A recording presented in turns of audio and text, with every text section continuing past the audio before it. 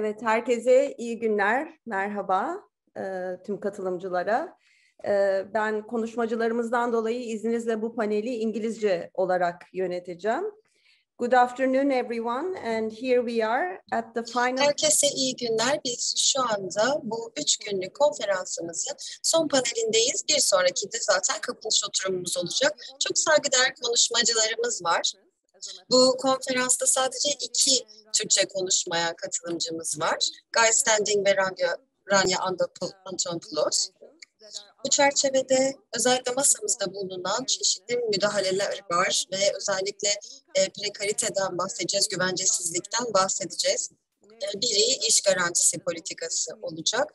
Türkiye bağlamında aynı zamanda topluluk çalışmaları programları ile de bunu değerlendireceğiz. Bu konferansın önemli bir odak noktasına baktığımız zaman yeni çözümlerden konuşacağız.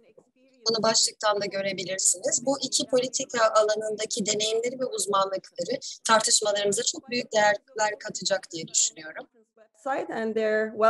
İki konuşmacımızın biyografilerini konferans web sitesinde bulabilirsiniz. Aslında çok da tanıtmaya da ihtiyaç yok ama çok kısaca onları tanıtmama izin verin. Birkaç dakika onları tanıtmak istiyorum. Guy Standing, SOAS Londra Üniversitesi'nde profesör araştırma görevlisi olarak görev yapmaktadır. Doktorasını Cambridge Üniversitesi'nde tamamlamıştır ve aynı zamanda Birleşik Krallık'ta farklı görevlerde, akademik konumlarda bulunmasına ek olarak ILO gibi, başta ILO olmak üzere uluslararası kuruluşlarda da görev yapmıştır. Özellikle dinamik güvenlik programındaki görevi önemlidir. Kendisi aynı zamanda Başkan Mandela'nın İş Piyasası Politikaları Komisyonu'nda görev almıştır ve aynı zamanda burada önemli Güney Afrika'da önemli pilot uygulamalarda bulunmuştur. Bununla beraber Birleşik Krallık çerçevesinde Gölge Maliye Bakanı John McDonnell'ın danışmanı olarak görev yapmıştır. Bizim tartışmamızda önemli bir nokta olarak Guy Standing, temel gelir dünya ağı çerçevesinde ortak kurucu olarak görev yapmaktadır. Kitapları arasında 23 dilde yayınlanan The Precariat New Dangerous Class yer almaktadır. Yeni kitabı, en son kitabı 2021 yılı Mayıs ayında The Corruption of Capitalism'in genişletilmiş 3. baskısı olarak yayımlanmıştır. Rania Antonopoulos kendisi hem yakın arkadaşımız hem de bir meslektaşımızdır. Livy Ekonomi Üniversitesi'nde kıdemli öğretim görevlisi olarak görev yapmaktadır. Şu anda yakın zamanda özellikle Yunanistan'da politika yapma çalışmalarındaki görevleri nedeniyle izinlidir.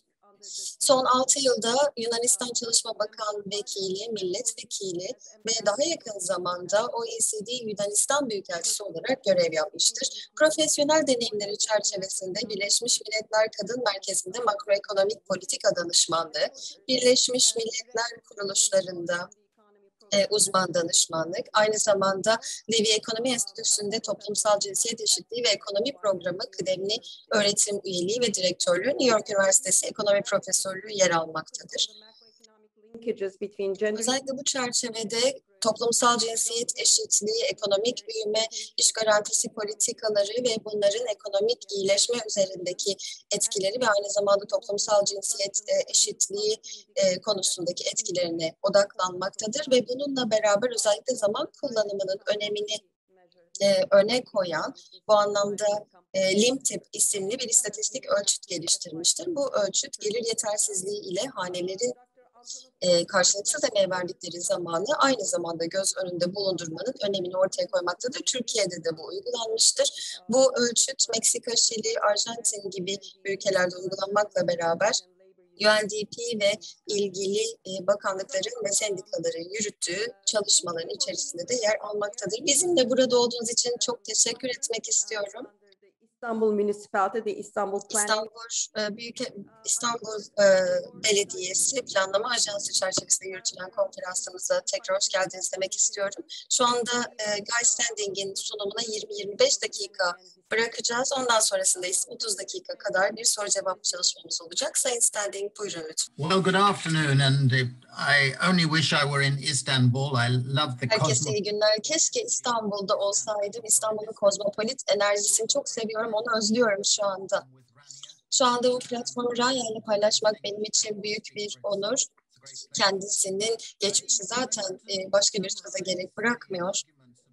Bu anlamda yakın zamandaki yayınlamış olduğum kitapların bir özetini sunmak istiyorum size. Şu anda aslında mevcut an için aslında ve özellikle potansiyel olarak dönüşümsel bir an içerisinde yer aldığımızı düşünürsek bu ana ilişkin önemini anlatmak istiyorum. Şu anda bir pandemi içerisindeyiz. Aslında ekonomik krizin tetikleyicisi oldu diyebiliriz. Şu anda bunun içerisinde yaşıyoruz.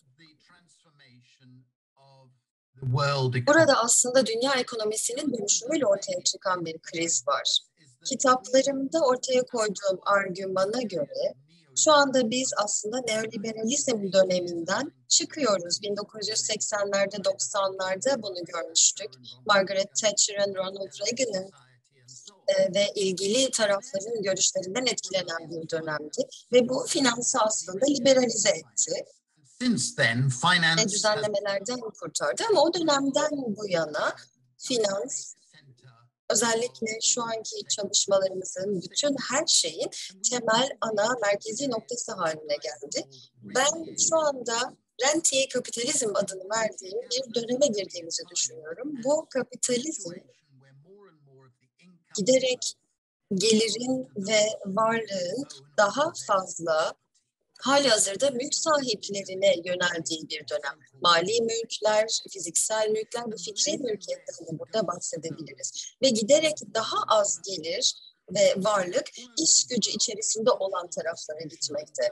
Dünyanın genelinde işlevsel gelir dağılımı giderek eşitsiz hale geldi ve baktığımız zaman kardan gelir elde eden, hisselerden gelir elde eden taraflara yöneldi ve giderek daha az bir pay iş gücü içerisinde olan insanlara yöneldi. Maaşlar gerçek, reel noktalara baktığımız zaman şu anda bir durulma halinde. Bu rentier kapitalizmi dediğimiz aslında yeni bir küresel sınıf yapısı ortaya çıkardı. Bu çok temel bir nokta. Çünkü bizim düşünmemiz gereken bütün politikalar bu küresel sınıf yapısıyla bağlantılı olmak zorunda. Bir elit sınıfı var ve aynı zamanda güvenli iş içerisinde olan güvende bir kesim var ve daha sonrasında prekaryanın yükseldiğini görüyoruz. Prekarya var şu anda. Bunun tanımına birazdan geleceğim. Ve baktığımız zaman rentier kapitalizmin ve finansın en sonunda istikrarsız bir ekonomiye bizi götürdüğünü görüyoruz. 500'den fazla banka krizi yaşandı. Son 30 yıl içerisinde küresel düzende biz bunu gördük. Ve şu anda baktığımızda temelde 1945 sonrası dönemden farklı bir döneme giriyoruz. Ve şu anda belirsizlikle yüz yüzeyiz. Ekonomist bakış açısından değerlendirdiğimiz zaman risklerle başa çıkabilirsiniz. Arızi riskler olabilir, istihdam eksikliği, işsizlik olasılığı, yoksulluk olasılığı. Bunlarla başa çıkabilirsiniz. Ve bu çerçevede telafi etmek için de bir refah sistemi ortaya koyabilirsiniz. Ancak belirsizlik olduğunda olasılıkları ele alamazsınız. Çünkü bilinmeyenler ortaya çıkar. Kapitalizmin yolsuzluğu ile ilgili kitabın çerçevesinde siyah kuğuların görselini kullandım. Daha önce de bu ortaya konulmuştu. Bu aslında bizim sürece yanıt verme aşamamızı çok etkiliyor. Siyah kuğular çok ender hayvanlar ve bu aslında ortaya çıktığında da çok yıkıcı sonuçlara sebep oluyor. Çünkü olasılıkları düşünemiyorsunuz. Ve bu anlamda krizlerle başa çıkmak, şoklarla başa çıkmak için birçok noktayı ele almanız lazım ve bu daha sonrasında bir iyileşme süreci söz konusu. Prekarya gerçekten aşırı bir belirsizlik içerisinde. Bunu 3 terimde değerlendirebiliriz. Öncelikle prekarya içerisindeyseniz, istikrarsız bir iş gücü söz konusu, güvensiz bir iş gücü söz konusu ama daha da önemlisi bu anlamda bir mesleki kimlik oluşmamakta. Yani kendinizi işinizle geliştirme kavramı ortaya çıkmamakta. Aynı zamanda bu durum içerisinde büyük olasılıkla yaptığınız iş sizin eğitiminizin çok da altında kalabilmekte. İlk bileşenimiz bu. Çoğu yorumcu da genellikle buna odaklanıyor sadece. Ama aslında ben bunun prekaryada olma çerçevesinde en önemli konu olmadığını düşünüyorum. Prekarya içerisindeyseniz ikinci olarak değişken bir geliriniz var ve büyük olasılıkla da maaşlarınız, gelirleriniz giderek azalmakta ve sürdürülemez bir borç sınırı içerisinde yaşarsınız. Bir kriz olduğu anda evsiz kalabilirsiniz veya intihar düşüncelerine yönelebilirsiniz. Üçüncü noktaya baktığımız zaman prekarya devletle bazı belirgin ilişkilere sahip. Baktığımız zaman vatandaşlık haklarını kaybediyorlar. Bir noktada sosyal hakları yok, ekonomik hakları yok, sivil vatandaşlık hakları yok. Bunu hissedemiyorlar. Kültürel hakları toplumda olduğunu düşünmüyorlar. Siyasi hakları olduğunu da düşünmüyorlar. Çünkü siyasiler prekaryanın menfaatlerini temsil etmiyor. Ve en önemlisi, prekarya içerisindeyseniz siz bir alt vatandaş gibi düşünürsünüz. Her zaman birilerinden yardım istemek zorunda kalırsınız, davranış testlerinden geçmek zorunda kalırsınız, ailelerinizden, iş verenlerinizden veya ev sahiplerinizden bir şekilde yardım istemek zorunda kalırsınız. Bu nedenle zaten eğer prekarya içerisindeyseniz anksiyete, kaygı yaşarsınız, bir yabancılaşma yaşarsınız, anomi yaşarsınız ve bir öfke yaşarsınız. Bu öfke duygusu baktığımız zaman durumu anlamak için gerçekten hayati önem taşıyor. Eğer prekarya içerisindeyseniz bunu çok iyi anlayabilirsiniz. Çünkü kalıcı bir öfke durumu ortaya çıkar. İşleriniz baktığımız zaman prekarya içerisinde olma kriziyle de ilgilenmeyecektir. Bu çerçevede hakları iade etmenin zorluğuna baktığımız zaman özellikle prekarya için ilerici bir gündemi değerlendirdiğimiz zaman eski proletarya, eski işçi sınıfı bu anlamda değerlendiriliyordu. İş standartları, iş gücü, mevcut işler çerçevesinde değerlendiriliyordu ama şu anda biz çok daha geniş bir gündem bakış açısı elde etmek zorundayız. Ve aslına bakarsanız prekarya içerisinde olma duygusu, belirsizlik duygusu söz konusu. Bunu yaşadığınız zaman ex ante korumaya ihtiyaç duyarsınız. Yani korumanın olaylardan önce garanti edilmesi gerekir. Yani bir sorun yaşadıktan sonra şöyle olacak, böyle olacak diye verilmemesi gerekir. Ex post telafi olmaması gerekir bir şok olduğu zaman. Çünkü bir şok olması halinde bir güvenlik hissine sahip olmanız, bununla başa çıkabileceğinizi, koruma altında olduğunuzu bilmeniz gerekir. Bu konu oldukça karmaşık. Çünkü prekarya şu anda gelişmekte olan bir sınıf ve 3 gruba ayrılıyor. İç gruba baktığımız zaman bunun içine düşenler var. Eski işçi sınıfı topluluklarından bunun içine düşebiliyorlar. Onların ailelerinin işleri vardı, güvenlilerdi, işçi sınıfı standartlarındalardı ve prekarya şu anda buna sahip değil. Donald Trump gibi, Salvini, İtalya'da Boris Johnson gibi. They tend to support them.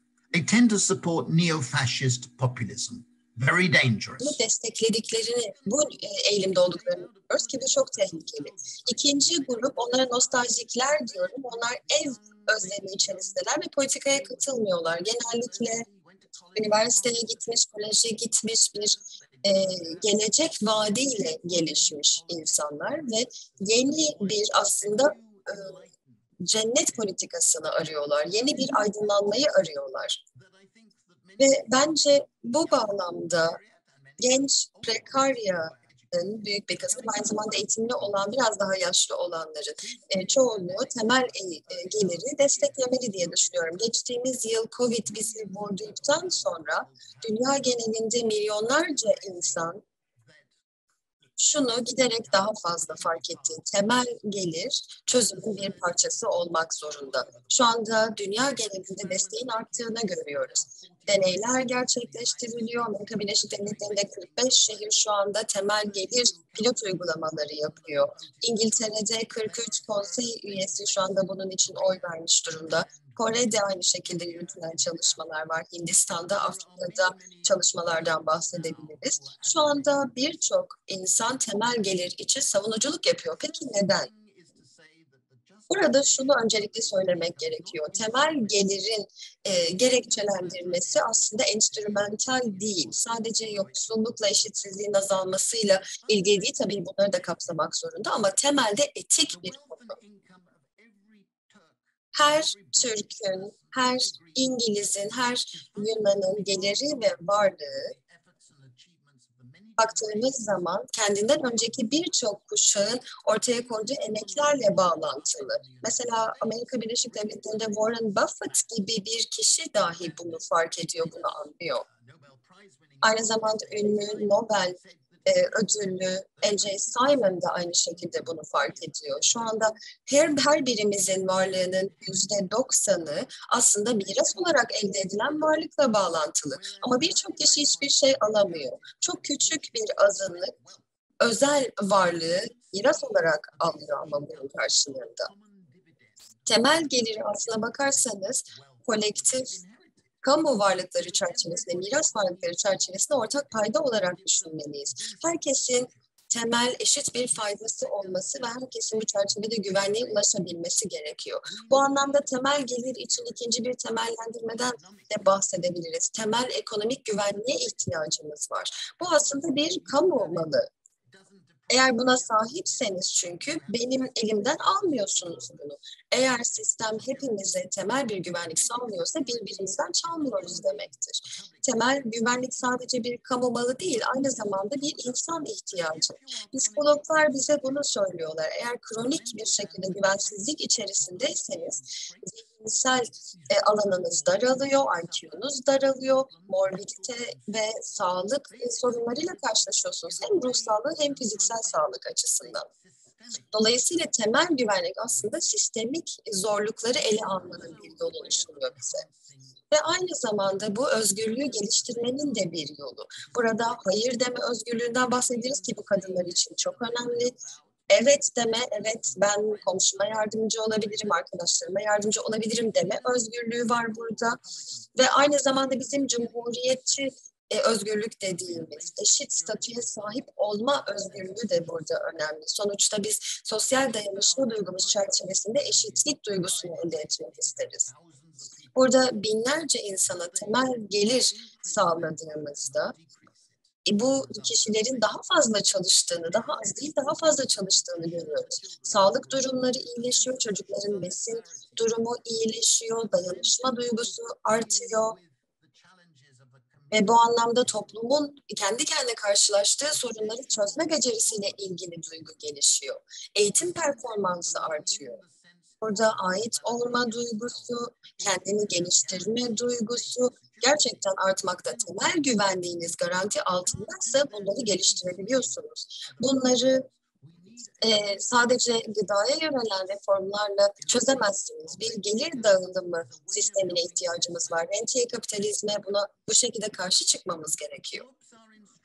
Baktığımız zaman iş dediğimiz şey enstrümantal niteliktedir, araçtır.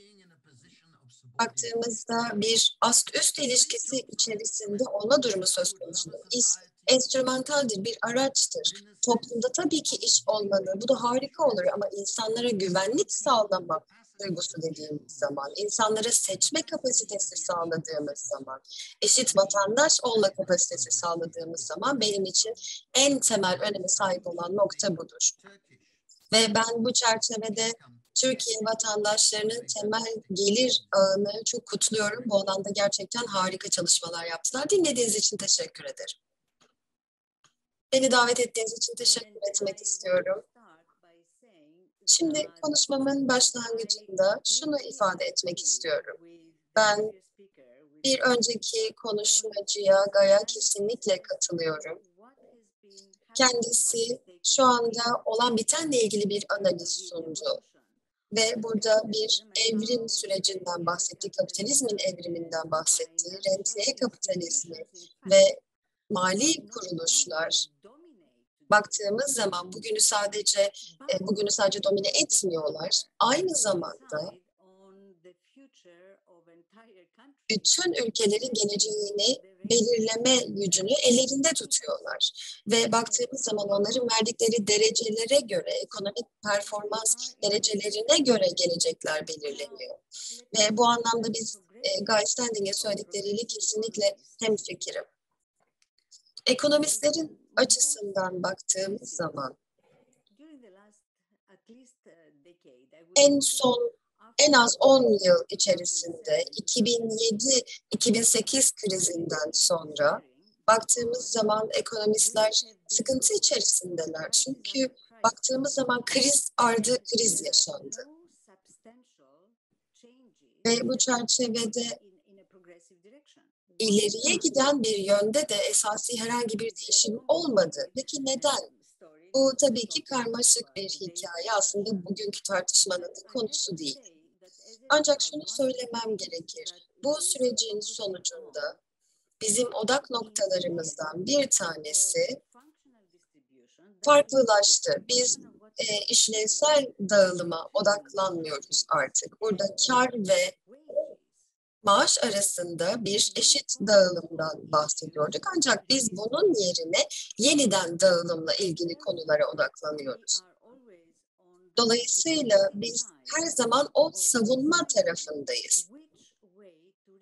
Ve bu çerçevede mevcut varlığı nasıl yeniden dağıtabiliriz diye düşünüyoruz. Çünkü baktığımız zaman ekonomik sistemin dağılımın temel noktalarına, dayanaklarına müdahale edemiyoruz. Baktığımız zaman yaşam standartları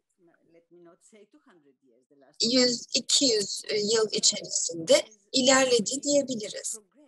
Ama buradaki kararları değerlendirmemiz gerekiyor. Toplumlar olarak ilerledikçe, daha fazla üretim yapabildikçe bu çıktıyı paylaşmamız gerekiyor. Dağılımdan kastım da bu. Yeniden dağılım olarak düşünmüyorum bunu. Yeniden dağılım her zaman çok önemli oldu. Ve bu noktada özellikle çalışan tarafın elini güçlendirmek için işçi sınıfının ve aynı zamanda çeşitli mesleklerdeki işverenlerin elini güçlendirmek için önemli olan nokta bu isteğin, bu kabulün bir sosyal sözleşme çerçevesinde ortaya koyulması ve bu sayede de bizim ne beklememiz gerektiğini anlayabilmemiz, bilebilmemiz ve bir çeşit güvenlik elde edebilmemiz. Ve tabii daha da önemlisi örgütlenebilmemiz. Ve bu anlamda sıklıkla biz çözümlerden bahsederken ben aslında tüm katılımcıları bu konuyu düşünmeye davet etmek istiyorum. Bu özellikle dağılım çerçevesindeki temel müdahaleler ve tam karşısında yeniden dağılımla alakalı müdahaleleri nasıl değerlendirebiliriz? Bu çerçevede bizim karşı karşıya kaldığımız toplum olarak gördüğümüz sorunlardan en önemlilerinden bir tanesi bu geçtiğimiz dönemde ve sadece kriz dönemlerinde değil aslında işsizlik bizim karşılaştığımız en önemli sorunlardan bir tanesi. Şimdi PowerPoint sunumuna geçmek istiyorum mümkünse. Bu çerçevede somut bir şekilde karşı karşıya kaldığımız durumları görebiliriz. Pandemi krizinden farklı durumlar bunlar. Bu aslında ilk salgın, ilk pandemi değil. Geçmişimizde tabii pandemiler de var ama baktığımız zaman mali krizlerden ve diğer ekonomik krizlerden farklı bir durumla karşı karşıyayız. Piyasa sistemi şu anda bunlarla karşılaşıyor ve düzenli olarak karşılaşmaya da devam edecek. Bir acil durum ortaya çıktığında, pandemi gibi bir acil durumu düşünelim. Sadece ifade etmek için küresel olarak sadece küresel güney değil, aynı zamanda küresel kuzeye de bakmamız gerekiyor. Burada nakit aktarımı diyebiliriz bu çerçevede. Hem işletmeleri desteklemek için bunlara ihtiyacımız var. Bina ve apartman dairelerini kiralayanları desteklememiz gerekiyor. Çünkü bunların büyük çoğunluğu işçilerden oluşuyor ve bazıları şu anda çalışmaya devam edemiyor. Ve bu noktada çok kısa bir süre içerisinde özellikle dünyadaki gayri safi milli hasılanın %20 kadarında bir destek ortaya koyuldu. Ekonomik krizlerde Almanya, Amerika Birleşik Devletleri gibi ülkelerde gayri safi milli hasılanın %2,5'uydu. Çin gibi ülkelerde müdahaleler %5-10 olarak yıllık düzende ortaya çıktı. Ama bu noktada nakit transferi dediğimiz müdahale, merkez bankalarından herhangi bir sorun olmadan, bizi geride tutan herhangi bir korku olmadan yüksek düzeyde uygulandı. Bu da aslında olması gereken ve bunu çok büyük bir hoşnutlukla karşıladık. Bu geliri desteklemenin bir yöntemi. Çeşitli sınıflarda gelir bu şekilde desteklenebilir. Çünkü baktığımız zaman gerçekleşen herhangi bir üretim faaliyeti söz konusu değildi. Bu istisnai bir durumdu. Ben krizlerden ve normal dönemlerden bahsetmek istiyorum. Bu dönemlerde çok büyük bir sorunumuz var. Bu da işsizlik. Mesela insanlara baktığımız zaman, engelliliği olmayan insanlara baktığımız zaman iş bulamadıklarını görüyoruz. Şimdi bir sonraki slayda geçelim ve iş garantisi politikasını ele alalım. Sizlerle kısaca bu süreci paylaşmak istiyorum. Burada Yunanistan'da evrimleşen süreçle alakalı bir deney ortaya koymak istiyorum. 2010 ile 2015 yılları arasında Yunanistan iflas etmiş bir ülke olarak ilan edildi. Uluslararası mali kuruluşlar devreye girdiler ve mutabakat zaptları ortaya koydular, krediler verdiler ve tabii ki bu kredilere bağlı çok katı koşullar söz konusuydu. İki kurtarma paketi vardı, biri 2010 yılında, biri de 2012 yılında ortaya koyuldu. Ve bu dönem içerisinde gayri safi milli hasıla %25 oranında azaldı. Bu aslında büyük bunalım, Amerika Birleşik Devletleri'ndeki büyük bunalım çerçevesinde ortaya çıkanla aynıydı. Genel bir konuyu genel olarak bir izlenim vermek için baktığımız zaman yatırım yılda 60 milyardan 20 milyara geriledi ki sunumunda önemli bir konu olan işsizlikte %7,8'den 2010 yılında %7,8'den 2015 yılında %27,8'e geriledi. Kusura bakmayın. 2015 yılında yeni bir parti seçildi ve Yunanistan 2015 yılında 3. bir mutabakat zaptına girdi. Yine bir durgunluk dönemi söz konusu oldu. Özellikle çıktılarda bu durgunluğu gördük. 2017 yılında bu krizden çıkabilmek için yapılan çalışmalarla beraber bir yandan yavaş büyüme göstergeleri görüldü ve aynı zamanda işsizlikte de bir azalma kaydedildi. Bu alana ben odaklanmak istiyorum. Baktığımız zaman ilk 2 yılda 2015 ve 2016 yıllarında işsizlik geriledi ancak ekonomik durgunluk söz konusuydu. Ve bunu aslında sağlamanın yolu iş garantisi müdahalesiyle sağlandı. Nihai olarak 3 yıl içerisinde bu uygulama ortaya koyuldu. Bu müdahalenin kendine özgü özelliklerinden dolayı biz 300 bin yeni işin yaratıldığını gördük ve 1 milyon kişi daha önce işsizliği 2015 yılına kadar ve bu rakam 300 bin işle beraber 2,5-3 yıl içerisinde geriledi. Bir sonraki slide lütfen. Burada aslında Yunanistan'ın bu dönem içerisinde size bahsettiğim bu iflas etmiş ülke olarak ilan edildiği ve kemer sıkma politikalarının her yerde uygulandığı dönem içerisinde yoksulluk içerisindeki nüfus %35,6 civarındaydı.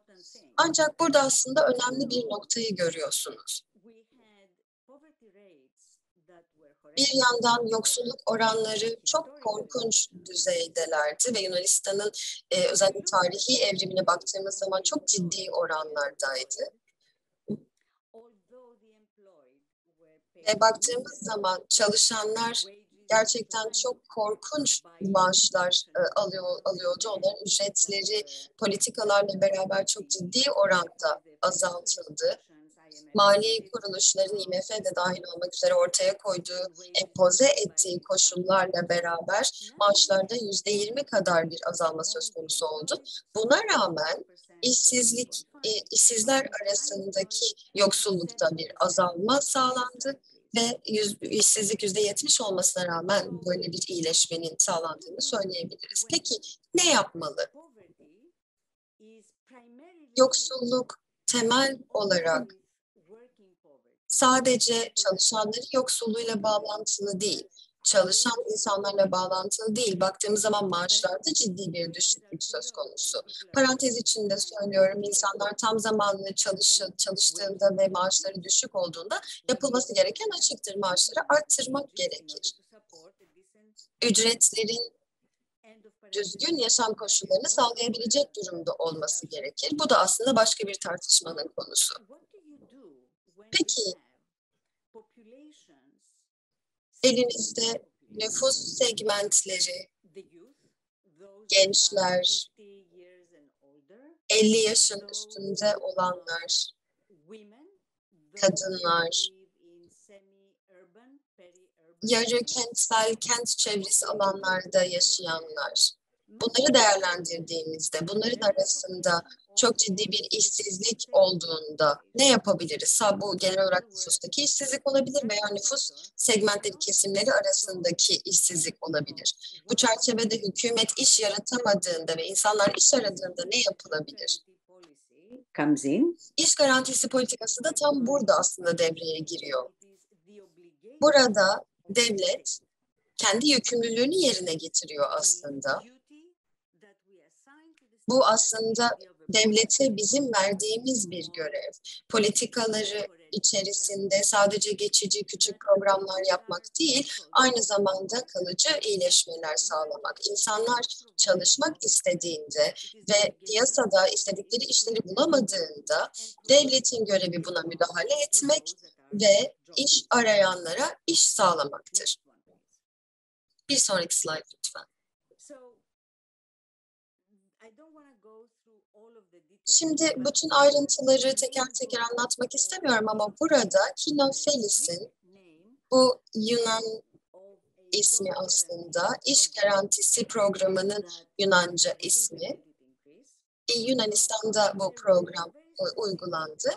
Burada çok spesifik amaçları olduğunu söyleyebiliriz. Temel olarak bu müdahale çerçevesinde insanları uzun süreli işsizlikten kurtarma amacı söz konusuydu.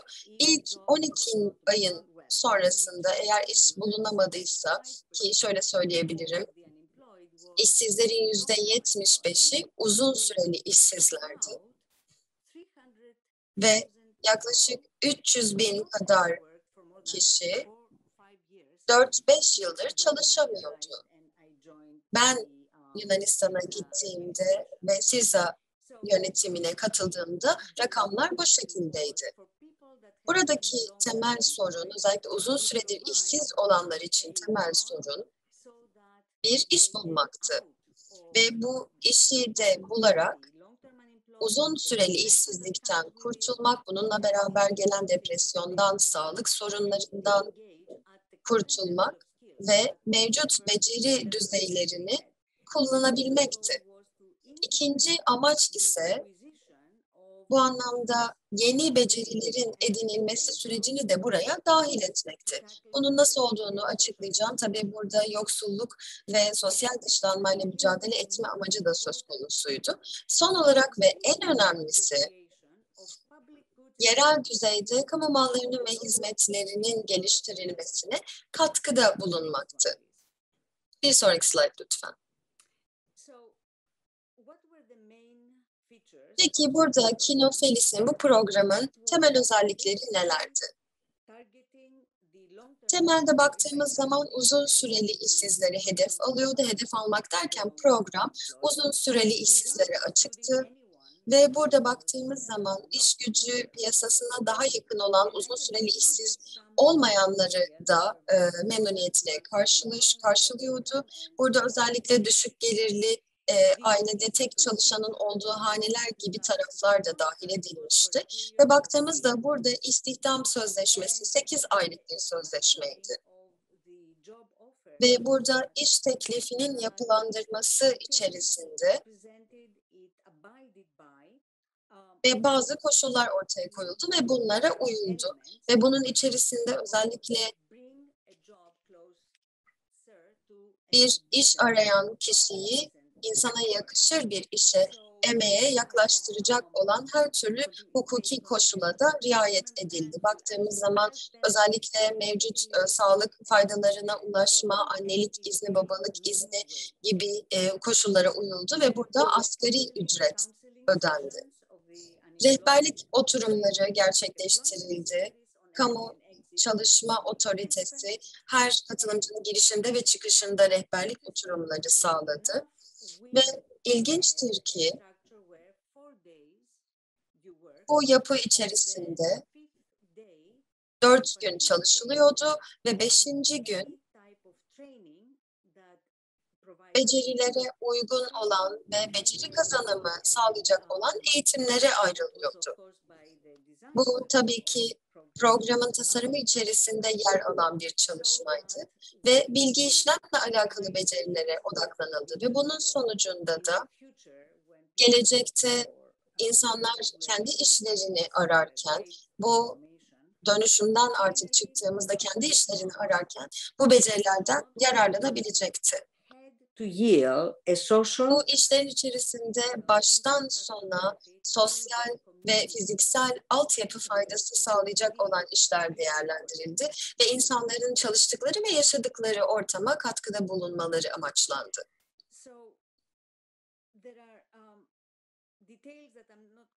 Burada bazı ayrıntılarda zamanınızı almayacağım. Ama program çerçevesinde akılda bulundurulması gereken önemli noktalardan bir tanesi aslında bu programın, belediye programının ülke genelinde yayınlanması ve aslında bir politikaya yaklaşmasıydı. Ve geleceğe odaklanmasıydı. Bütün belediyeler bu programa katıldı. Ben aynı zamanda İLO'yu da bu programın izleme çalışmalarına katılmak üzere davet ettim. Ve bu izleme çerçevesinde herhangi bir sorun olması halinde hızlı müdahaleler, hızlı çözümler bulabilecektik.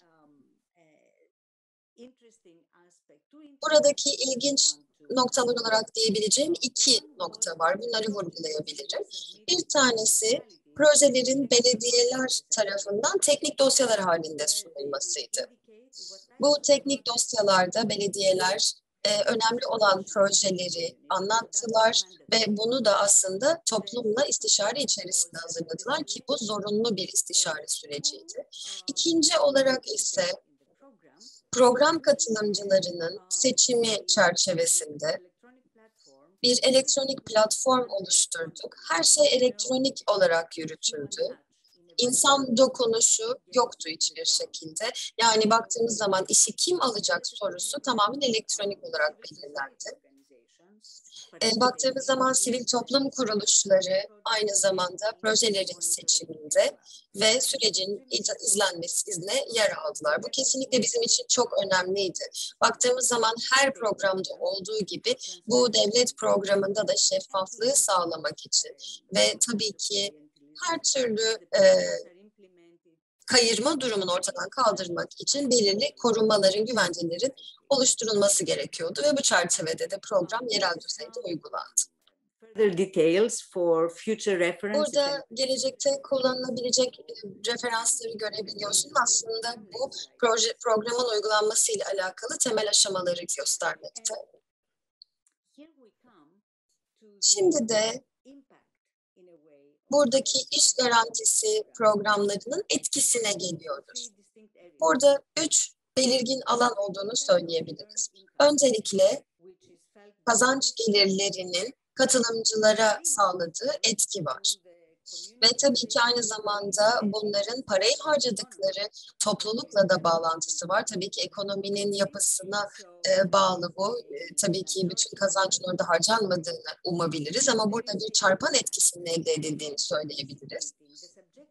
Aynı zamanda burada öznel bir etki de var. Kazançla alakalı değil ama başka etkilerde birazdan onları da göstereceğim. Burada bir dış etki söz konusu. Aynı zamanda da toplum üzerinde bir etki söz konusu. Çünkü yaratılan kamu malları ve hizmetleri var. Ve bu mallar ve hizmetler demokratik katılımcı bir süreçle belirlendi. Ve topluluğun kendisi aslında bunun faydalanıcısı. Bunlar 3 belirgin alanla bağlantılı. Öncelikle sosyal koruma çünkü gelir sağlıyor. İkinci olarak ise geleceğin ve gelirin güvensizliği ki Guy bundan bahsetmişti. Diğeri ise istihdam politikasıyla bağlantılı. Çünkü bu noktada açık olmak gerekiyor. Nüfusun çoğunluğu bizimki gibi bir ekonomi yapısı içerisinde düşündüğümüz zaman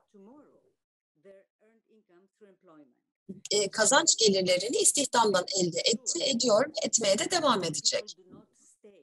Bu noktada insanların iş gücü piyasasının dışında kalmamasını sağlamak ve aynı zamanda burada toplumsal olarak tesis edilmiş olan bağlantıların dışında kalmamalarını sağlamak için adım atılması gerekiyor ve bu çok önemli.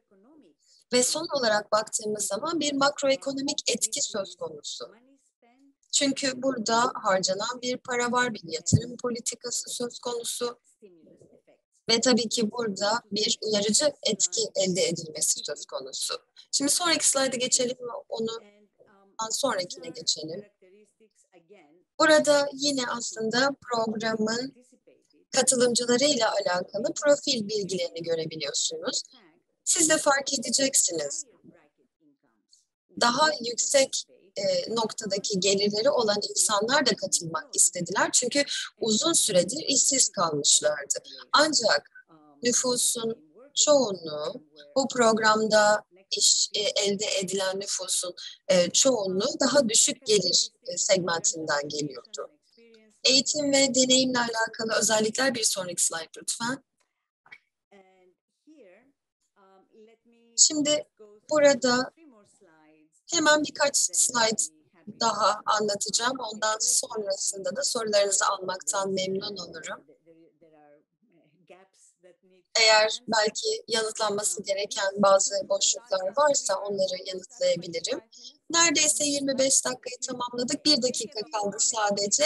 Sadece birkaç dakika alabilirsek çünkü Guy Standing'in sunumu daha kısaydı. Çok fazla zamanınızı aldım, kusura bakmayın lütfen. Şimdi bir sonraki slayda geçelim. Bunu da atlayalım, bunu da atlayalım. Tamam. Daha önce de ifade ettiğim gibi 2016 ve 2017 yılları içerisinde ILO da bu programa katıldı. Ve programda birçok farklı kapasitede yer aldı. Ve başka görevlerinin yanında ILO anketler ve odak grup toplantıları gerçekleştirdi. Şimdi burada sizin de dikkatinizi buna çekmek istiyorum. Katılımcılar cevapladıkları anketlerle, ILO'nun sorduğu sorularla dediler ki bizim için boş kalmamak, evde durmamak ve çalışmak, bunun için ücret almak ve iş arkadaşlarımızla iletişim kurmak çok önemli. Ve bu noktada topluma katılmama sorunu birçok farklı soruna daha yol açıyor. Eminim bu yanıtlara tekrar dönüp bakmak isteyeceksiniz. Bir sonraki slide lütfen. Şimdi proje seçimiyle ilgili olarak gördüğünüz gibi topluluklar sosyal hizmetleri seçti ve aynı zamanda bazı çevresel faaliyetleri seçti ve aynı zamanda onarımları seçti. Ve bu anlamda çok kısa bir süre içerisinde 8 ayda aslında yapılabilecek işlere yöneldiler. Aynı zamanda program içerisinde seçilen bazı projeler oldu. Ve iş gücü piyasa bunları sağlamıyordu ama insanlar bu projeleri talep ettiler. Mesela mobil bir kütüphane hizmetleri, sosyal mutfaklar gibi. Bir sonraki lütfen. Bu çok ilginç bir slide. Bu aslında size göstereceğim sondan bir önceki slide. ILO insanlarla görüştüğünde şunu gördü. Katılımcılar, topluluk içerisinde yaşayanlar, mahallede yaşayan insanlar balkonlarından çıkıp bu çalışan insanlara alkış tuttular. Çünkü program içerisinde topluluğa ilişkin ihtiyaçlar ele alınmıştı ve dolayısıyla programın ve içindeki projelerin toplum bütünlüğü açısından taşıdığı önem ortaya çıktı. Bu benim son slaydım. Burada aslında sorulması gereken birçok soru var hala.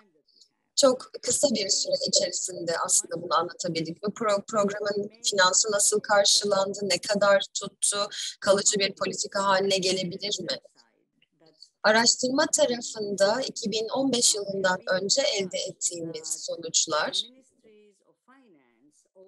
Maliye Bakanlıklarının bu süreçleri göz önünde bulundurması gerektiğini ortaya çıkardı. Hem Yunanistan'da, hem Meksika'da, hem Güney Afrika'da ve birçok başka ülkede program baktığımız zaman %50 kendini amorti ediyor. Dolayısıyla burada en başta ortaya koyduğunuz yatırım aslında programın maliyetinin yarısı oluyor.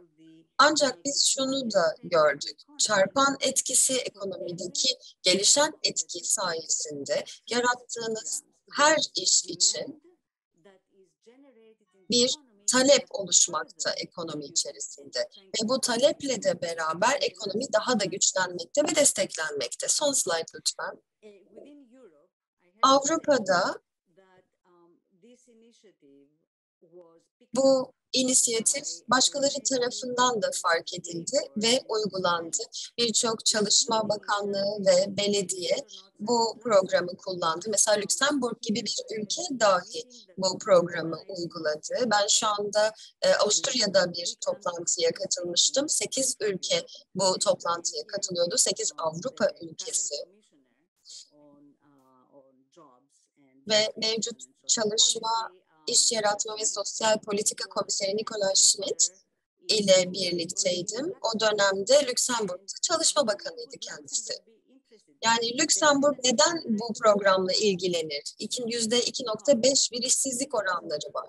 Çünkü Lüksemburg'da eğer 50 yaşındaysanız, işinizi kaybederseniz tekrar iş gücü piyasasına girme şansınız %20'den daha düşük.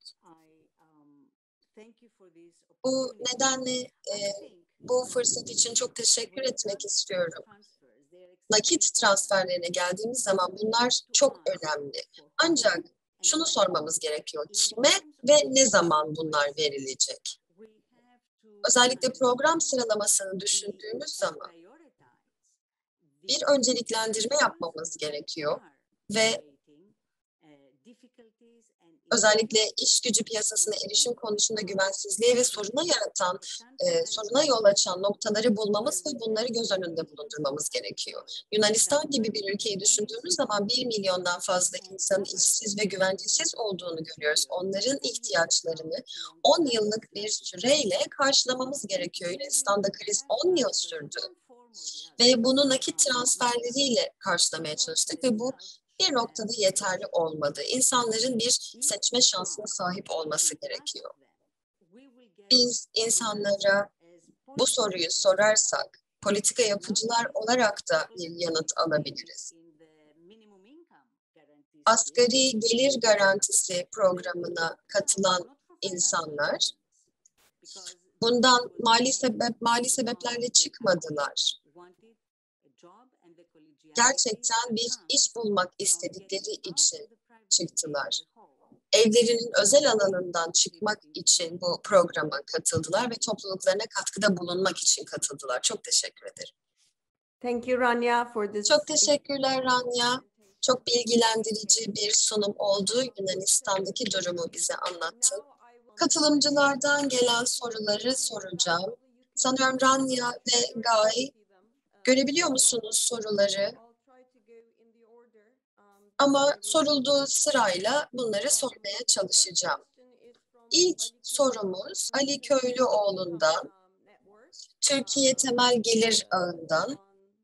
Kendisi bir yorumunu paylaşıyor. Vatandaşların temel geliri her şekilde uygulanacak. Burada sadece sorunlar nasıl uygulanacağı, temel gelir özelliklerine uygun olup olmayacağı, bireylerin onuruna uygun olup olmayacağı ve aynı zamanda bireylerin özgürleşmesini sağlayıp sağlayamayacağı soruları var diyor. Ve şu soruları soruyor. Guy Standing'e yöneltiyor bu soruları. Temel geliri tanımlayan özelliklerin bütünlüğü şu anda tehdit altında mı? Özellikle pandemi döneminde. Ve bu noktada temel gelir konseptine yönelik olarak bunu erozyona uğratma veya bozmaya yönelik bir girişim görüyor musunuz? Böyle bir girişim olduğunu hissediyor musunuz? Bu noktada aslında şunu ifade etmek istiyorum. Temel gelir terimine baktığımız zaman burada beklentiler karşılanacak mı? Yoksa temel gelir özelliklerine uygunsuz mu olacak?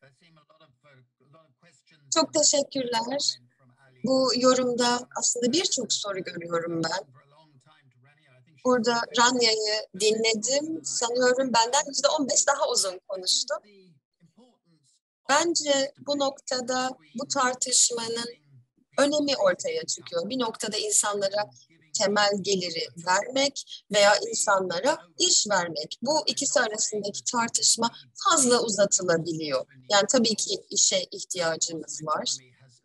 Tabii ki istihdama ihtiyacımız var ve ekonominin fonksiyonunu devam ettirmesi gerekiyor. Ama bir iş garantisi programı olduğu zaman her zaman seçici bir yaklaşım olacaktır. Her zaman nüfusun belirli bir yüzdesine fayda sağlarsınız. Tabii ki bu da risk altındaki bir segment olacaktır. Özellikle işsizliğin %20 civarında altında olduğunda düşündüğümüz zaman bu aslında bir iş garantisi değil, sadece işsizlerin belirli bir kesimi için yürütülen bir program. İyi uygulama mıdır, değil midir bu tartışılır. Burada baktığımız zaman telafi etkileri ve ortaya koyulan program etkileri değerlendirilmeli. Tabii ki iş desteği olmalı, olmamalıdır demiyorum. Temel gelir aslına bakarsanız herkese, her erkeğe, her kadına, her çocuğa temel bir güvenlik sağlamak demek. Burada aslında varlığın, gelirin yeniden dağıtılması söz konusu değil. Burada tamamen yeni bir gelir yeniden dağıtımı sisteminin ortaya koyulması söz konusu. Yani burada herkese bir dayanak sağlamak. Burada tabii pilot uygulamalar gördük, temel gelirin uygulandığı çalışmalar gördük. Konuşmamda da özellikle dayanışmanın arttırılması konusuna bu yüzden değindim. Burada aslında işi, çalışmayı arttırma amacı ortaya çıkıyor. İnsanların nakit transferi verdiğiniz zaman bu çalışmayı teşvik etmiyor denemez. Aslında tam tersi oluyor. Finlandiya'da, Hindistan'da, Kanada'da biz bunun tam tersini görüyoruz. İnsanlar daha fazla enerjiye sahip oluyorlar, özgüvenleri artıyor, insanlarla etkileşime giriyorlar ve daha fazla çalışıyorlar. Ve baktığımız zaman birçok iş aslında sosyal bütünleşmeyi desteklemiyor. Çok yalıtılmış ortamlarda devam ediyor çünkü. Ama tabii ki bazı işler, bir arkadaşım David Graeber mesela Bullshit Jobs isimli bir kitap yazdı ve baktığımızda bu işlerin aslında topluma faydalı olmadığı noktasını ortaya koydu. Bazı işler tabii ki insana yakışır işler ama bazıları değil. Ve dolayısıyla burada özellikle yanlış yönlenme olarak bir genel bakışa gidilebilir. İnsanlar toplum içerisinde kendi başlarına çalışmalı ve kabiliyetlerini geliştirme imkanına ulaşabilmeli. Eğer bu sağlanırsa uzun süreli bir ihtiyaç karşılanmış olur diye düşünüyorum. Ali'nin soruları nereye gidiyor bilmiyorum ama onun bahsettiği noktalara ben de katılıyorum. Bazı programlar mesela asgari gelir garantisi altında ortaya koyuldu ama aslında bunlar temel gelir programları değil. Bunlar aslında yoksulluk tuzakları. Ve tabii ki bunların içerisinde davranış testleri var. İnsanların sahip oldukları varlıklara ilişkin testler var. Ve baktığımız zaman burada bu program kısa süreli devam ediyor. Bundan sonrasında bir test daha mı olacak? Bu devam mı edecek? Bunlar bilinmiyor ve dolayısıyla daha fazla tehlikeye sebep oluyor. Dolayısıyla asgari gelir garantisi programlarını temel gelir garantisi çerçevesinde değerlendirmemek gerekiyor. Temel gelir bir haktır. Her bireyin temel güvenliğe sahip olma hakkı vardır. Ve bu daha iyi sağlık sonuçları almamızı sağlar, tutumları iyileştirir, bütünleşmeyi geliştirir. Ve daha fazla iş, daha fazla emek ortaya koyar, daha az değil. Ve burada baktığımız zaman iş gücü olarak değerlendirilmeyen işler var ve burada bir bias söz konusu. Birçok kadın mesela bakım çalışması, bakım emeği ortaya koyuyor ancak bunlar iş olarak değerlendirilmiyor. Ve biz insanları mesela işlere doğru itiyoruz. Oysa ki bizim yaptığımız, hayatta ortaya koyduğumuz emeğin büyük bir kısmı iş olarak, iş gücü olarak değerlendirilmiyor. İnsanlara eşit derecede saygıyla yaklaşmak, bunun içerisinde en önemli. Bu istatistikte de görebiliyorsunuz ve dilde bunun karşılığını aslında göremiyoruz. Temel gelir, aslına baktığımızda daha özgür, daha güvenli bir toplum yaratmanın bir yolu. Professor Standing, could you mentioned that there were some pilots. Professor Standing, burada pilot uygulamalardan bahsetmiştiniz. Ahmet Turhal'ın bununla alakalı bir sorusu var. Belki yanıtınızla bağlantılı olarak bunu da ele alabilirsiniz. Burada temel gelir programları modellerinin dünyada iyi bir örneği söz konusu mu, var mı sorusu sormuş. Pilot uygulamalarla bağlantılı mı bilmiyorum ama burada dünyada ortaya koyulmuş olan programları temel gelirle ilgili kitabımda özetledim. Türkçe ve Yunanca dillerinde de yayınlanacağını düşünüyorum. Yunanistan'da da basıma çıkacak. Bazı toplumlarda deneyler yapıldı, uygulamalar yapıldı ve bu uygulamalarda gerçekten kayda değer başarılar elde edildi. Başarısız olan herhangi bir programı hatırlamıyorum. Tabii ki burada tasarımları çok büyük değişikliklerle uygulandı.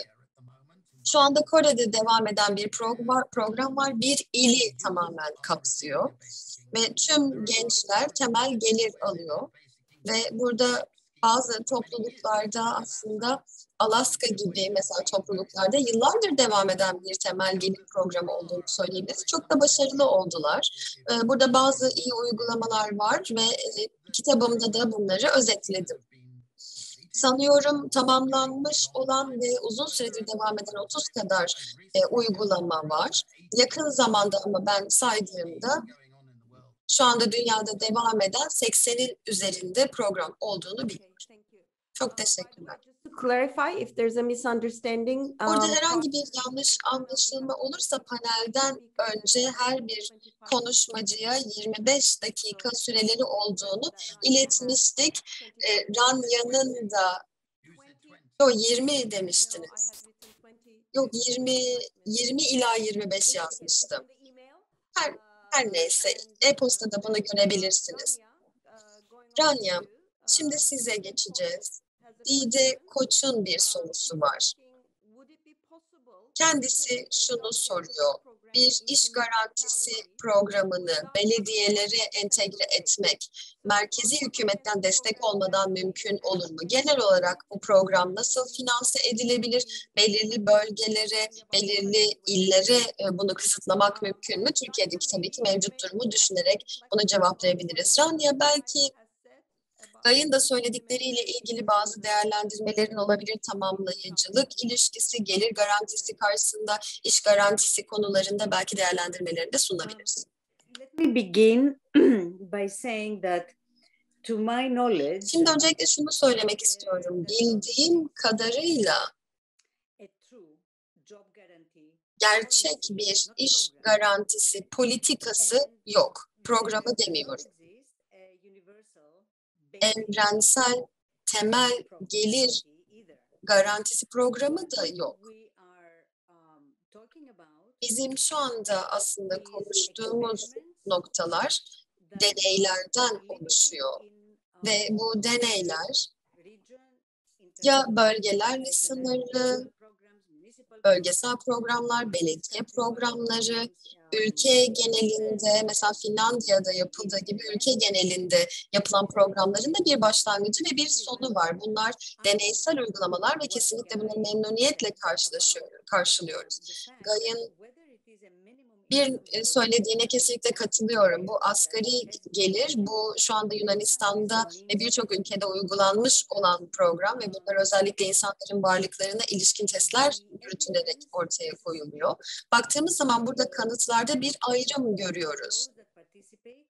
Bu programlar, özellikle asgari gelir garantisi programlarına katılanlar, ki bu aslında bir nakit transferi programı.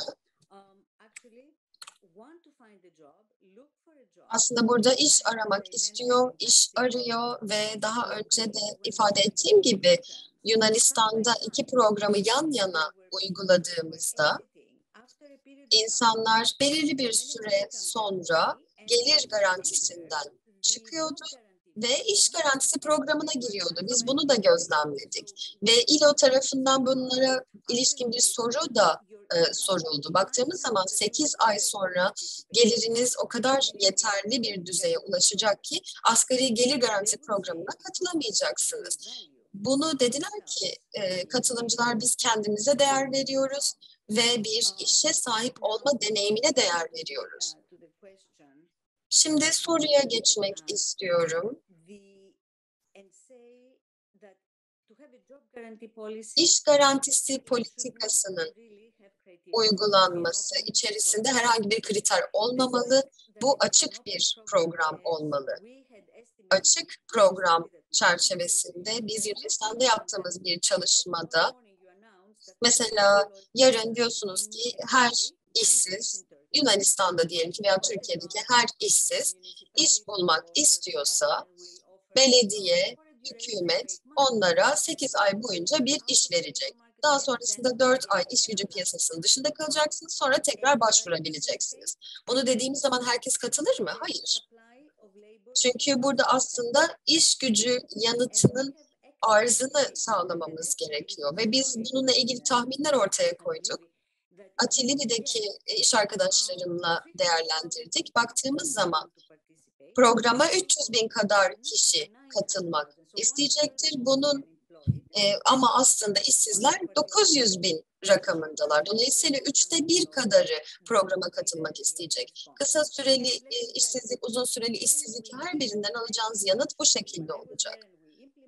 Biz Yunanistan'da bu programı uyguladığımızda aldığımız yanıt gerçekten 300 bine oldukça yakındı.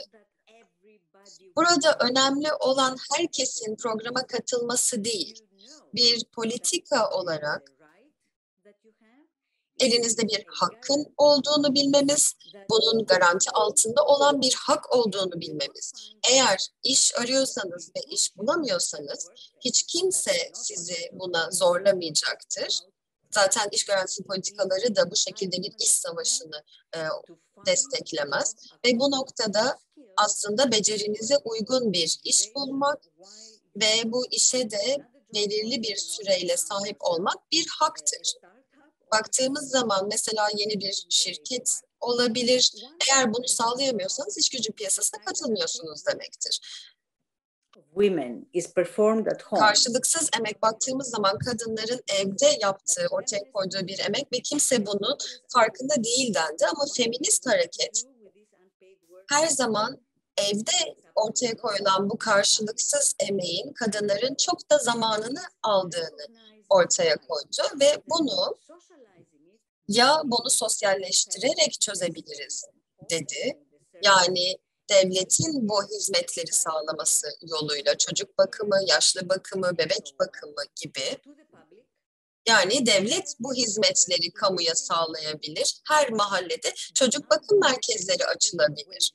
Burada argüman kesinlikle ev kadınlarına maaş verelim değildi. Bu 1970'lerde kalan bir argüman. Ve biz bunun ötesine geçtik diye düşünüyorum. Aynı zamanda şunu da ifade etmek isterim. Bu noktada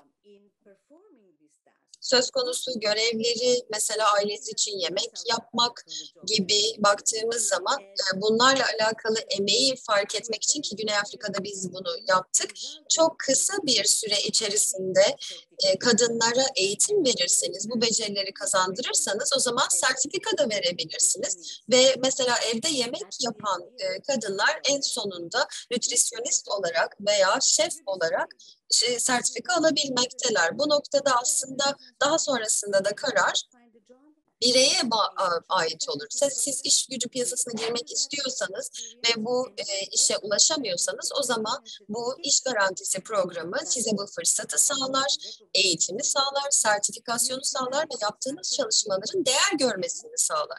Belediyelerde kesinlikle bu yapılabilir. İş garantisi politikası değil bu çünkü. Ama baktığımız zaman burada ölçek daha küçük olacağı için politika düzeyinde olamaz ama kesinlikle evet, birçok pilot program bu özelliklerle uygulandı. Tabii burada ülkeye göre değişecektir bu durum. Bazı ülkelerde belediyeler veya bölgeler, eyaletler, iller aynı bir hükümet gibi yönetilebiliyor. Tabii ülkeye bağlı bu nedenle.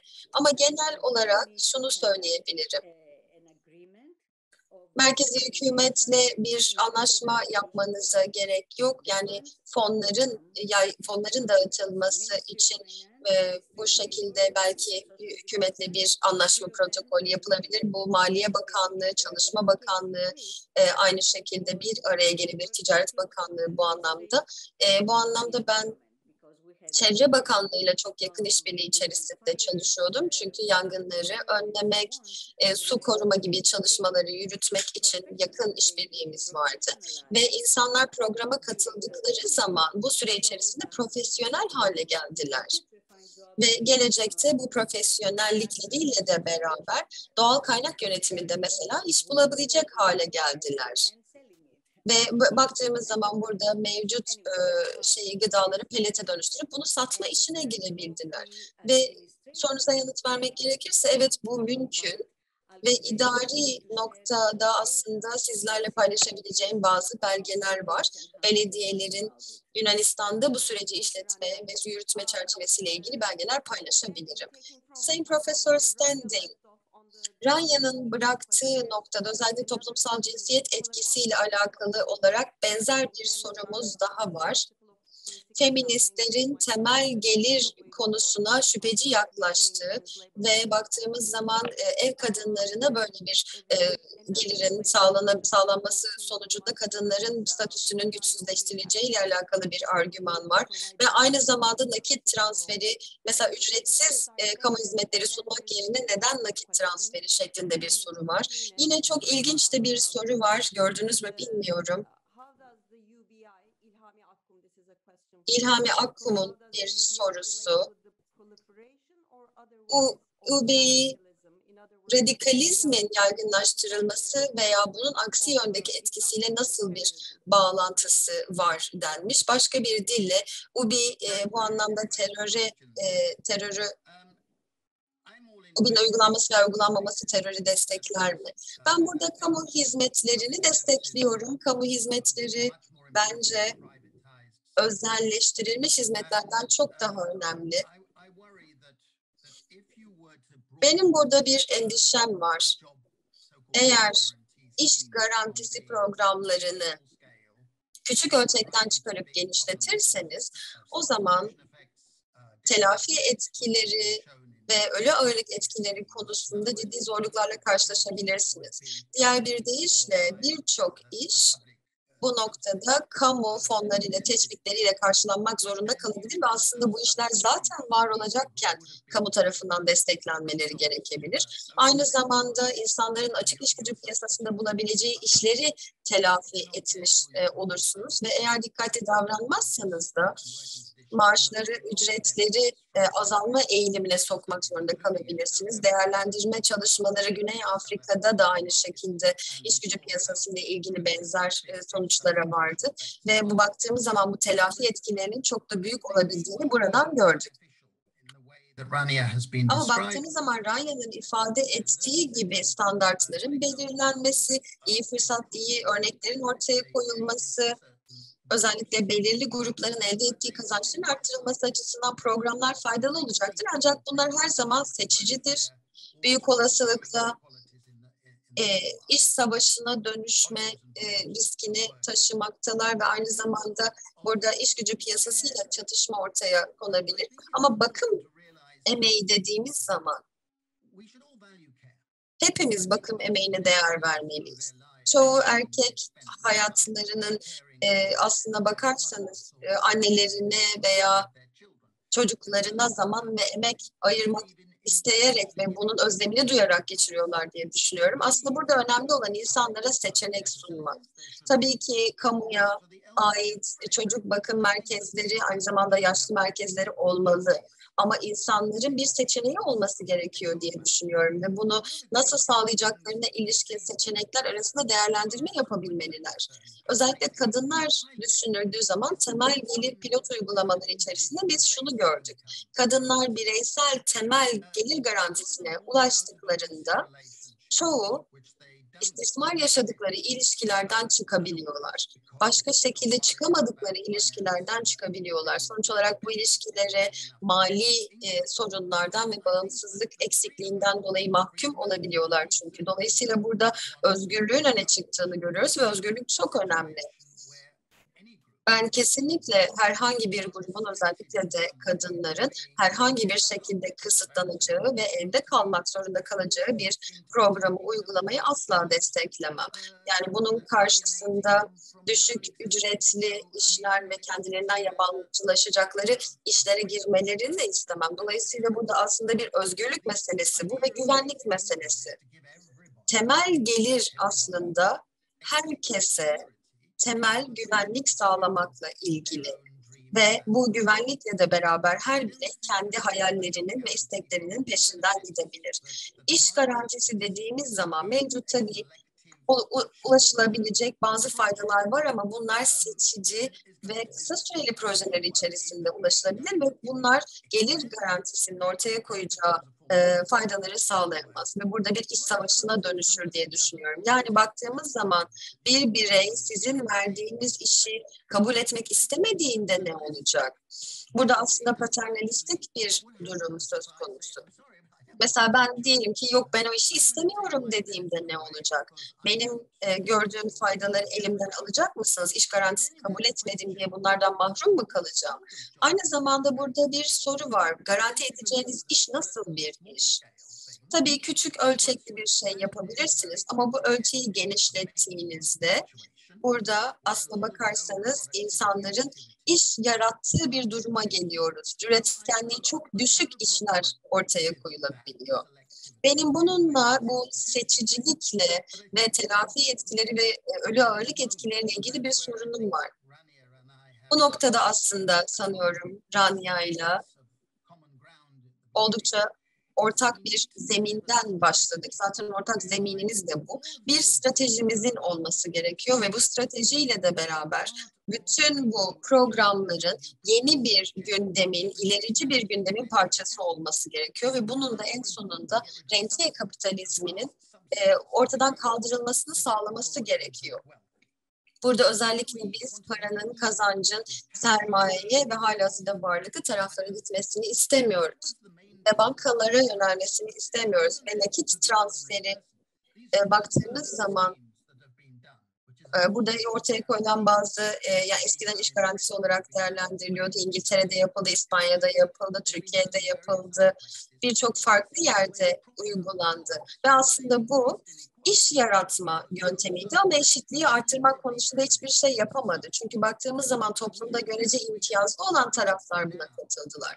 Dolayısıyla şimdi 2021 yılında ve ileriki yıllarda yeni, ilerici bir stratejiye ihtiyacımız var. Bu noktada iyi işleri desteklemek güzel bir fikir. Temel gelir güvenliğini desteklemek de güzel bir fikir. Ve bu noktada varlıklılara, plutokrasiye yönelen faydaların önünün kesilmesi de kesinlikle güzel bir fikir. Ama bu noktada, bu anda prekaryanın ve güvencesizliğin ortaya koyduğu sorunları yapısal olarak geçmişten daha farklı bir şekilde ele almanın zamanı. Teşekkürler.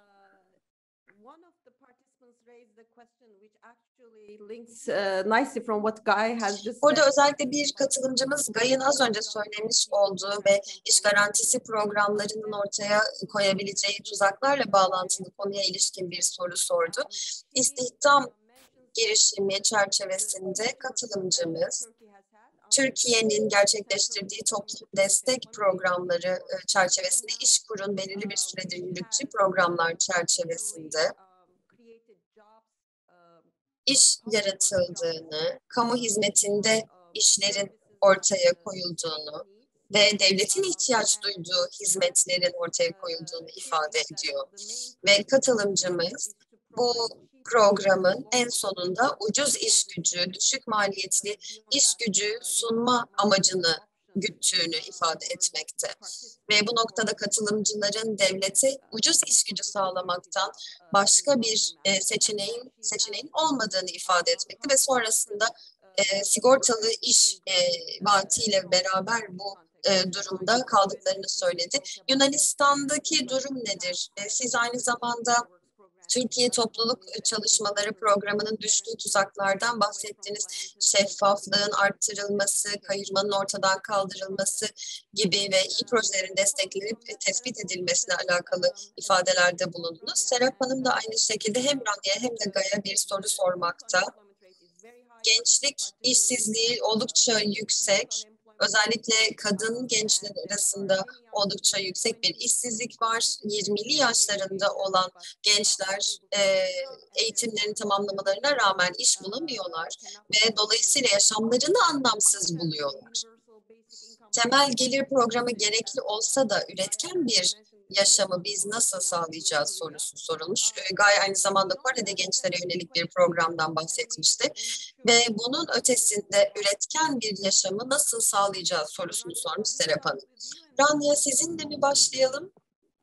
Yes, thank you for and we have 7 minutes left. So if you can use 7 the time. dakikamız kaldı. Zamanı da verimli kullanırsak sevinirim tabii. Şimdi programda kötü tasarım kötü tasarımdır. Ve bizim deneyimlerimiz aslında bizi daha iyi bir yönteme yönlendiriyor. Yeterince deneyimimiz var bunun için.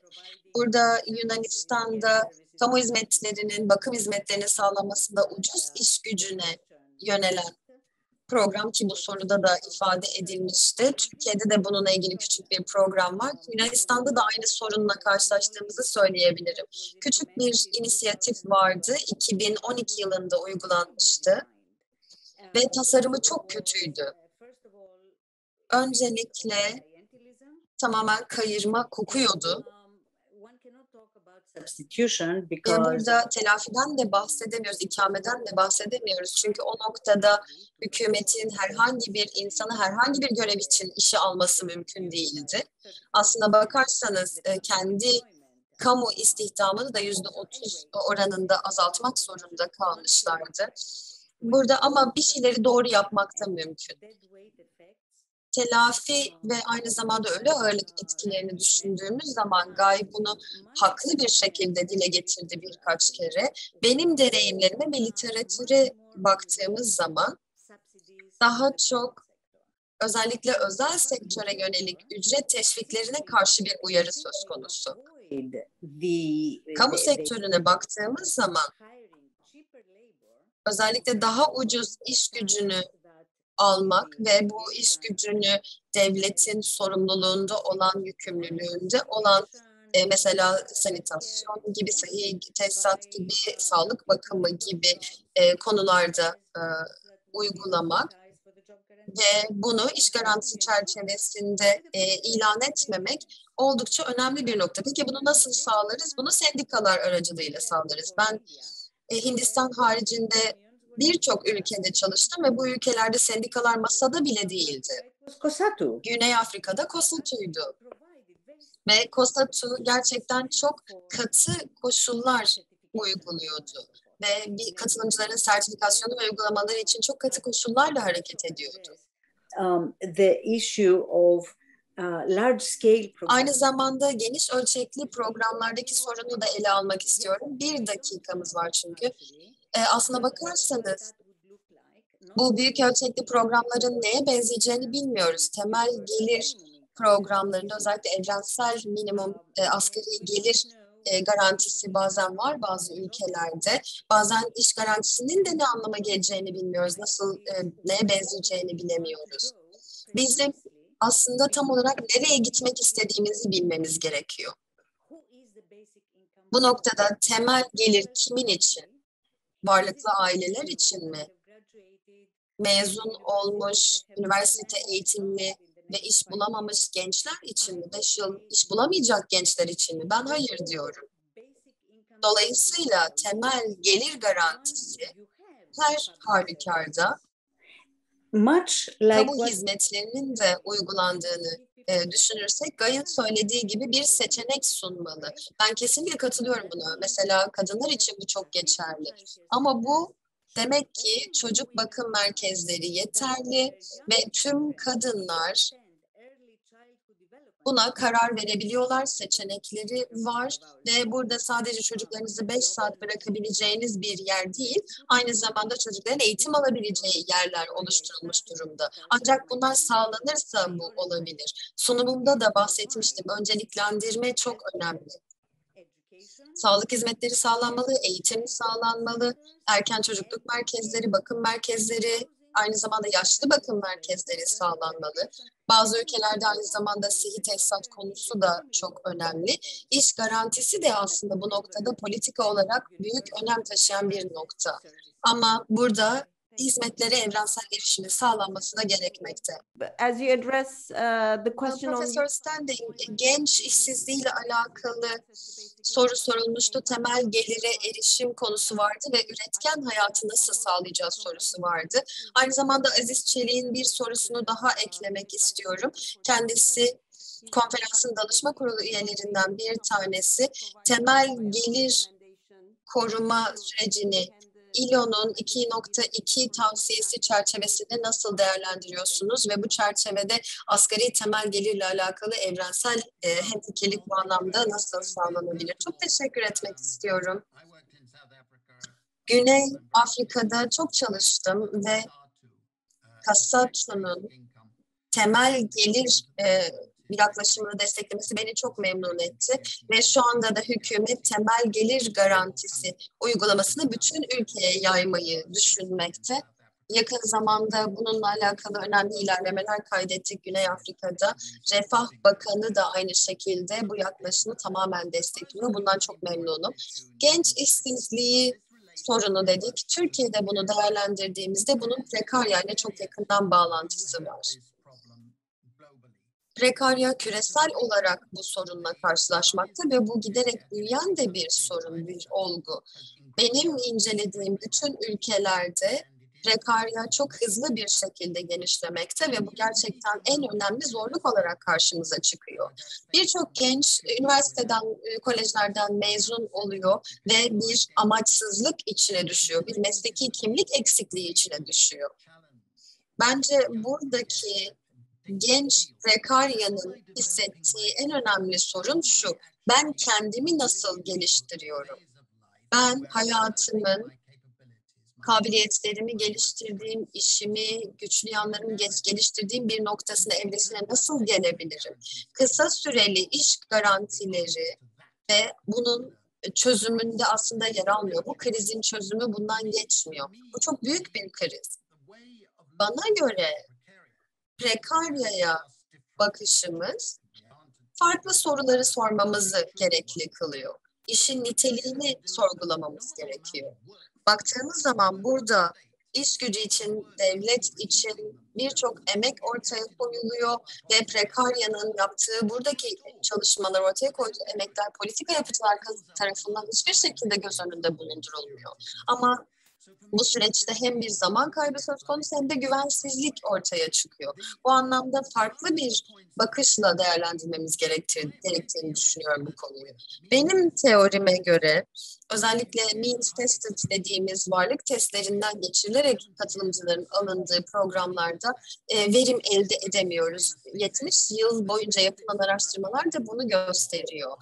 Ve burada daha önce de ifade edilmişti. Burada ortaya koyulan devlet yardımları sadece yoksullar için onlarla sınırlanıyor. Ama burada biz evrensel programlardan bahsediyoruz. Ve burada yoksulluk tuzaklarından kaçınmaya yönelik çalışmaları değerlendiriyoruz. Sadece yoksullara yardım verdiğinizde onlar yoksulluktan çıktıkları anda bu yardımları elde edemezler. Bunlar kesilir. Ve baktığımız zaman özellikle varlık testleriyle alakalı bir sistem veya işsizlik testiyle ilgili temel alan bir programa baktığımız zaman burada gerçekten katılımcıların %80'in %70'in devam edemediğini görüyoruz ve bu gerçekten aslında cesareti de kıran bir sonuç. Bence hakkaniyeti ve verimliliği sağlamak için herkese temel gelir vermek gerekir. Sizin söylediğiniz gibi mesela varlıklıların buna ihtiyacı yok, almamalılar derseniz o zaman buna göre bir çalışma yaparsınız. Baktığımız zaman yoksulluk tuzaklarından kaçınır ve haklar ortaya koyarsınız. Yoksulluk yaratmaz, hakları teslim edersiniz. Bence bu ilerlememiz açısından çok önemli. Evrensel temel hizmetleri düşündüğümüz zaman siz bu kutuyu açtığınızda bunun içerisinde ne kadar çok solucan olduğunu görebilirsiniz. Ama burada temel hizmetlerin sağlanması gerekiyor. Herkese temel gıda garantisi vermek isterseniz bir gıda bankası toplumu oluşturursunuz.